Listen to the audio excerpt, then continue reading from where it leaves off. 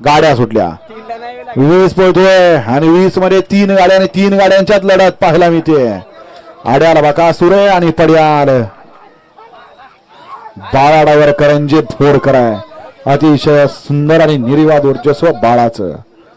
गड क्रमांक 20 चा निकाल तास क्रमांक 3 वर धावलेली गाडी पालीचा राजा अडबलनाथ प्रसन्न भारत बिरजा ग्रुप दांगवडीकर यांचा गावचा साथ भूमिपुत्र बाजीराव आणि बिरजा या गाडीचा प्रथम क्रमांकाला विजेता बैलगाडी मालकाचं त्यावरती असलेल्या बाळाडावर करंजे भोरकरांचं हार्दिक अभिनंदन.